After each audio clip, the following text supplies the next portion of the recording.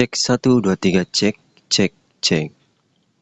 Halo semuanya, ketemu lagi bersama saya Ngidam Nonton. Gimana kabarnya? Pilek udah sembuh? Tak lupa saya mendoakan kalian semua dan keluarga dalam keadaan sehat dan rezeki selalu lancar setiap hari ya.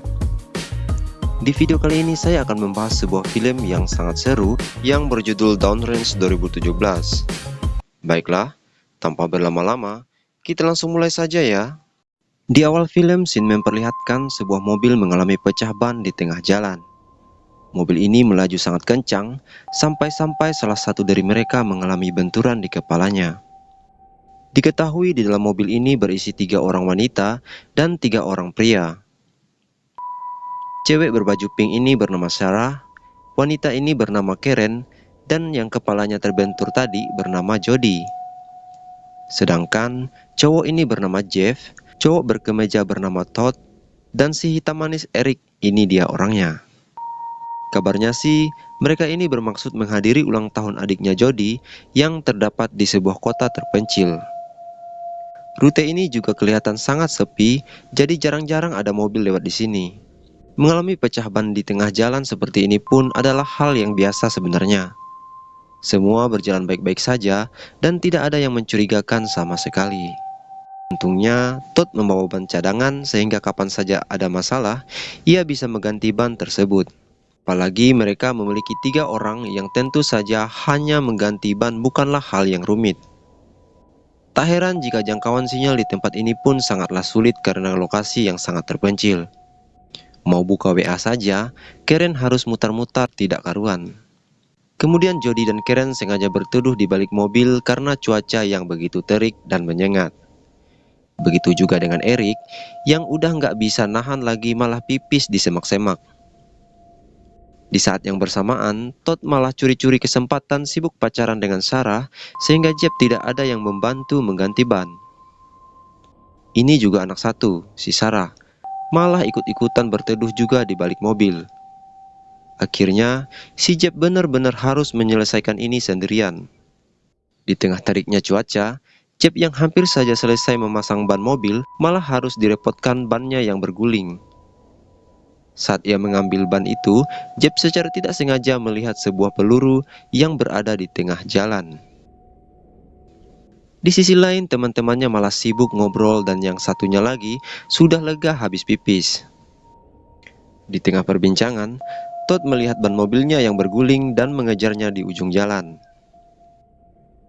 Kemudian, Sarah mengira Jeff sudah selesai memasang ban mobil dan ia bermaksud melihatnya. Tapi, ia terkejut saat melihat Jeff di mana matanya sudah bolong di sebelah kanan dan ia tewas seketika itu. Sarah yang melihat hal itu cuma bisa diam 1000 bahasa. Todd masih juga belum sadar ada sesuatu yang tidak beres sedang terjadi di sini. Kemudian tiba-tiba Sarah yang tengah berdiri juga terkena sebuah tembakan yang tidak diketahui entah dari mana datangnya. Karen dan Jody juga masih belum sadar bahwa ada sebuah ancaman yang ada di depan mereka. Benar saja, bola mata Sarah sudah tertembus sebuah peluru dan pada saat itu juga ia harus terkena tembakan lagi. Melihat ini, Karen mulai menyadari ada yang tidak beres di sini. Namun ia tidak tahu dari mana peluru itu berasal. Seketika itu juga, ia berteriak dan menyuruh teman-temannya untuk berlindung di balik mobil. Todd juga masih belum tahu, sehingga dia harus terkena tembakan di bahu kirinya. Sedangkan Eric yang tidak sempat mendekati mobil, mau tidak mau harus berlindung di batang pohon. Mereka pun cuma bisa mengandalkan mobil itu sebagai tempat berlindung. Sementara, si penembak misterius itu terus menembaki mereka tanpa henti. Setelah beberapa lama bertahan, dalam keadaan terjebak seperti ini, mereka mulai kebingungan apa yang harus diperbuat agar mereka bisa selamat hidup-hidup. Todd yang mengalami luka tembakan di bahunya pun mulai menjadi lemas dan tidak bisa bergerak banyak. Sementara, Eric cuma bisa menunggu di balik batang pohon dan berharap ada sebuah keajaiban. Sudah dipastikan bahwa penembak misterius ini menggunakan peredam sehingga tembakannya tidak terdengar sama sekali. Dan sepertinya posisi orang itu pun cukup jauh dari posisi mereka. Hal ini dibuktikan dari peluru yang tidak bisa menembus mobil. Untungnya, Karen mulai mendapatkan sinyal di arah belakang yang jaraknya tidak jauh dari posisi mereka. Melihat kesempatan ini, mereka berusaha menghubungi 911 dengan cara mengarahkan HP-nya ke posisi yang ada sinyal tersebut menggunakan tongsis yang dibawa Jody. Panggilan ke 911 akan dilakukan secara otomatis apabila handphone Todd ada menangkap sinyal dengan memanfaatkan fitur Google Assistant. Alhasil, Todd berhasil mendapatkan sinyal satu balok. Namun sayangnya, baru saja Karen berteriak menelpon 911, handphone itu malah ditembak oleh si penembak jarak jauh. Todd masih punya cara lain, di mana dia akan berusaha masuk ke dalam mobil kemudian menetralkan gigi mobil. Dengan begitu, mereka akan bisa mendorong mundur mobil ke lokasi yang terdapat sinyal. Sementara itu, Jody standby di posisi depan untuk merekam sumber tembakan. Sedangkan Karen berada di belakang sambil mengalihkan perhatian si penembak. Todd akan berusaha untuk masuk ke dalam pintu mobil dan membuat gigi mobil berada di posisi netral, agar mobilnya bisa didorong ke lokasi yang ada sinyal. Alhasil, orang-orangan yang sengaja dibuat oleh mereka berhasil mengelabuhi si penembak jarak jauh itu, sehingga dia langsung menembaknya dan Todd masuk ke dalam mobil. Saat Todd berusaha nyocolin kunci mobilnya, Todd malah dihujani tembakan dan akhirnya ia pun berusaha mengamankan diri terlebih dahulu. Kemudian, Jody ternyata berhasil merekam asal tembakan itu dan terlihat bahwa posisi penembak ada di atas pohon. Akhirnya mereka mengetahui ada seorang di atas pohon itu dengan sniper sambil menyamar. Mereka pun belum tahu apa motif orang gak jelas ini. Tapi kelihatannya orang ini sudah nangkreng di pohon itu dalam waktu yang cukup lama. Sementara Todd tetap akan menjalankan rencananya semula, yaitu membuat gigi mobil berada di posisi netral. Ia pun berusaha mencari sesuatu untuk melindungi tangannya. Dalam keadaan kepepet, akhirnya ia menggunakan kotak perkakas yang ada di belakang mobil sebagai pelindung tangan. Di sisi lain, Eric hanya bisa menunggu apa yang akan diperbuat oleh teman-temannya. Setelah itu, Todd yang sudah memasang pelindung di tangannya langsung menyuruh Karen dan Jody ambil posisi. Dengan terburu-buru, Todd masuk ke dalam mobil dan berhasil membuat gigi mobilnya di posisi netral. Namun, ia harus terkena sebuah tembakan yang cukup parah di tangannya. Karena posisi jalan berada di turunan, mobil itu malah bergerak turun ke bawah. Karen dan Jody harus berusaha sekuat tenaga menahan mobil itu. Sementara Jody yang sudah tidak kuat lagi harus melepaskan genggamannya sehingga ia tertinggal di belakang. Terlihat Jody sangat ketakutan dan tidak bisa ngapa-ngapain lagi. Tapi si penembak itu malah menembak ban mobil itu sehingga bannya berhenti berputar seketika itu. Ya, karena tadinya memang bautnya belum dikencengin semua. Melihat ini, Karen tahu sekarang adalah waktu yang tepat bagi mereka untuk berlindung di saat si penembak sedang mengisi ulang pelurunya. Di saat yang bersamaan, Eric mencoba kabur dari posisinya. Tapi, ia malah ditembak terlebih dahulu daripada Jody. Dengan kondisi kedua kaki yang sudah ditembak, membuat Eric tidak bisa bergerak kemana-mana lagi. Tapi si penembak itu malah berhenti menembak Eric. Sepertinya dia sengaja membiarkan Eric mati kehabisan darah secara perlahan di sana. Sampai di sini, tak ada satupun di antara mereka yang menyangka bahwa kejadian pecah ban ini bakal berubah menjadi malapetaka. Ternyata dalam pecahnya ban mobil ini pun sudah dipastikan ditembak dari jarak jauh oleh si sniper. Dalam keadaan kritis seperti begini, Todd melihat sebuah botol air yang masih tersisa di dalam jok mobil. Tentu saja Todd sudah sangat haus, tapi dengan satu botol minum ini mereka harus tetap sama-sama bisa minum agar tidak kehabisan cairan. Apalagi darah yang terus mengalir di kaki Eric. Tapi Eric yang baru saja ingin minum seteguk air, tangannya malah langsung ditembak dan keadaan pun semakin parah. Sementara Jody yang kebelet pipis mau nggak mau pipisnya di sebelah temannya. Sementara Todd mulai mengusir burung gagak yang mulai mematoki jasad pacarnya. Kemudian tanpa rasa takut sama sekali Todd menghampiri Sarah yang sudah tewas di tengah jalan. Namun penembak misterius itu sepertinya punya rencana lain, di mana ia tidak menembak Todd. Malahan Todd masih sempat mencium pacarnya dan menggenggam tangan Sarah di tengah jalan. Hal ini sekaligus membuktikan kalau cinta Todd kepada Sarah bukan sekedar cinta abal-abal. Sementara keadaan Eric sudah semakin sekarat. Malahan dia dihampiri oleh seekor serigala yang akan memakan Eric hidup-hidup. Apalagi yang bisa diperbuatnya?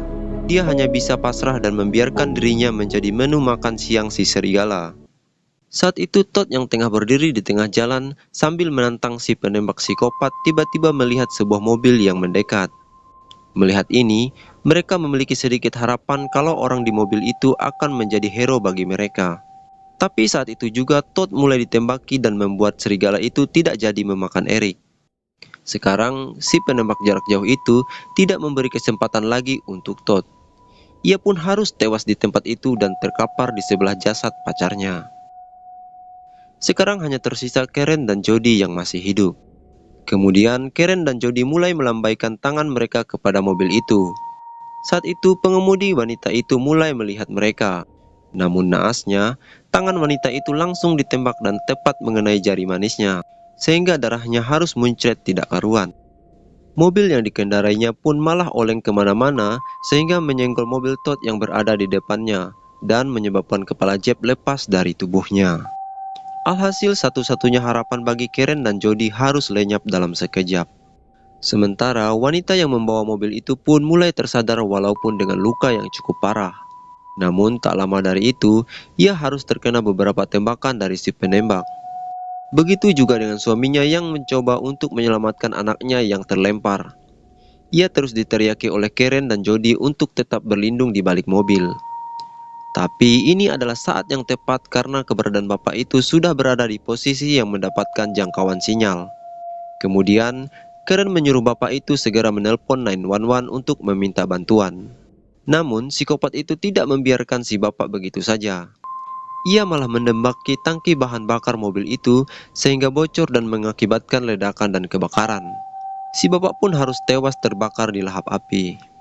Lalu di seberang jalan, terlihat juga anak dari kedua orang tua itu masih tersadar dengan penuh luka. Saat ia berusaha berdiri, penembak jarak jauh itu tanpa rasa bersalah sama sekali malah langsung menembak kepala anak itu sampai pecah. Sekarang apa lagi yang bisa diperbuat Karen dan Jody? Bukannya keadaan semakin membaik, mereka malah harus menyaksikan pembantaian demi pembantaian di depan mata kepala mereka. Namun bagaimanapun caranya, mereka harus tetap hidup walaupun keadaan semakin kepepet seperti ini.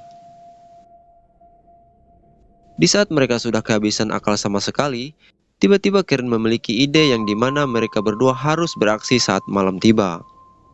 Karen mengatakan bahwa pandangan si penembak akan menjadi lebih sulit ketika terdapat asap di malam hari. Inilah saat yang ditunggu-tunggu Karen dan Jody, di mana malam pun mulai tiba.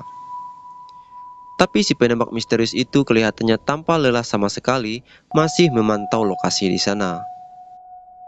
Sesuai rencana semula, ia akan membuat asap tebal di sana.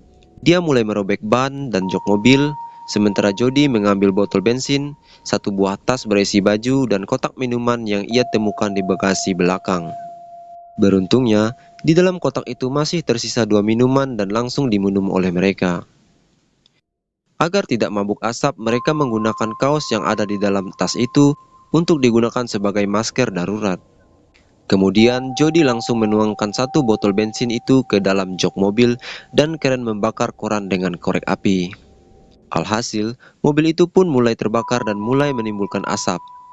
Tapi mereka harus bersabar sedikit untuk menunggu sampai asap itu cukup untuk menghalangi pandangan si penembak. Akhirnya, usaha mereka mulai membuahkan hasil di mana jarak pandang si penembak makin terlihat tidak jelas. Namun tiba-tiba terlihat dari kejauhan, mobil polisi yang mulai menghampiri lokasi mereka. Ternyata, panggilan 911 yang ditelepon si bapak berhasil tersambung dan terlacak oleh polisi. Tidak tanggung-tanggung, polisi itu juga dilengkapi 2 orang sniper yang siap mengintai kehadiran si penembak. Melihat situasi yang tidak memungkinkan di TKP, akhirnya mereka meminta bantuan tambahan kepada kepolisian negara untuk membantu. Namun belum sampai bantuan tiba, kepala si sopir malah terkena tembakan dari orang misterius saat itu juga. Akibatnya polisi itu terkapar dan menginjak pedal gas secara mendadak. Kesempatan ini dimanfaatkan oleh Karen mengajak Jody untuk lari dari situ. Tapi Jody malah menolak dan ketakutan. Tidak mau kehilangan momen ini, Karen memutuskan berlari meninggalkan Jody tetap di sana. Namun timbul masalah baru, di mana asapnya sudah mulai menipis dan menghilang secara perlahan. Alhasil, ia pun harus terkena sebuah tembakan dan tewas seketika itu juga. Ketika itu juga Jody berlari menghampiri mobil polisi itu yang tidak jauh dari posisi ia berada. Akhirnya, di sana terjadi baku tembak antara mereka. Sampai di sini terlihat jelas ternyata mereka hanyalah polisi abal-abal di mana mereka harus tewas satu persatu oleh si penembak misterius yang jelas lebih jago daripada si polisi. Kini tidak ada lagi yang bisa diandalkan oleh Jody. Karena tidak ada pilihan lain, ia pun langsung membawa mobil polisi itu dan menebruk pohon di mana si penembak itu bertengger. Alhasil, Jody pun berhasil melakukan hal tersebut dan membuat si penembak itu terjatuh dan tergelantung gundal-gandul dari atas pohon. Kemudian Jody pun berusaha bangkit dan mengambil senapan yang terjatuh. Sedangkan penembak itu harus berusaha memotong tali yang mengikat dirinya di atas pohon. Sampai di sini akhirnya sosok misterius itu pun kelihatan juga. Kalau dilihat dari kostumnya sih, dia begitu niat melakukan ini. Tapi entahlah, emang kurang kerjaan juga sih kayaknya. Lanjut, dalam keadaan kepepet seperti ini, Jody memberanikan diri pertama kalinya memegang senapan, dan saat itu juga ia menembak pria itu berkali-kali sampai mampus. Kemudian, setelah ia perhatikan, bodi sniper penembak misterius itu ternyata dipenuhi goresan-goresan di kedua sisinya, yang mana ini menandakan sudah seberapa banyak korban yang berhasil ia bunuh. Melihat hal itu, membuat darah Jody mendidih dan ia meluapkan emosinya untuk menembak penjahat itu satu tembakan lagi. Namun, saat mengisi peluru, kokang senjata itu malah nyangkut secara tiba-tiba. Mau tak mau Jody memukul orang itu dengan ujung senapan sampai kepalanya pecah tidak karuan. Belum merasa puas, ia kemudian memukul satu kali lagi. Dan bisa kalian lihat sendiri, senapan itu malah terkokang menembak leher Jody, sehingga si cantik Jody yang harusnya pulang ke rumah hidup-hidup malah tewas seketika itu.